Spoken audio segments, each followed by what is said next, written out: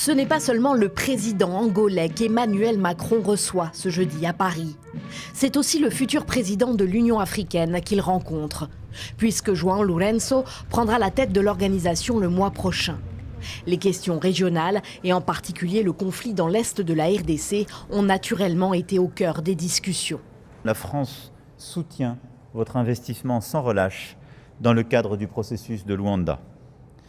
La priorité, en effet, dans les Grands Lacs, doit aller au dialogue et à la recherche d'une paix durable dans le respect de l'intégrité territoriale de la République démocratique du Congo.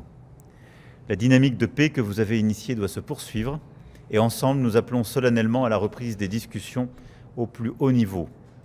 Depuis 2 ans, João Lourenço est en effet le médiateur mandaté par l'UA entre le Rwanda et la RDC.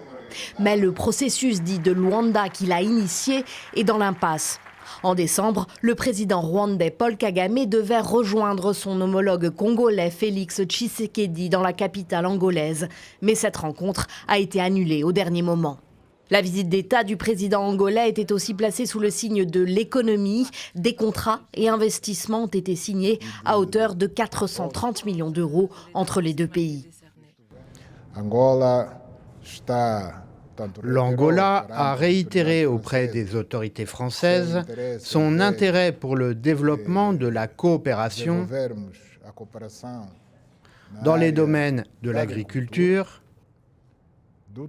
du tourisme, de la santé, de l'enseignement supérieur, des ressources minérales, du pétrole et du gaz et d'autres minéraux.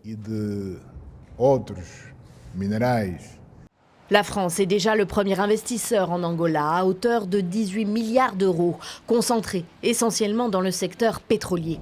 Mais Luanda cherche à diversifier son économie. De son côté, la France d'Emmanuel Macron, en net recul dans son précaré francophone, ambitionne, elle, de développer ses relations avec l'Afrique anglophone et lusophone.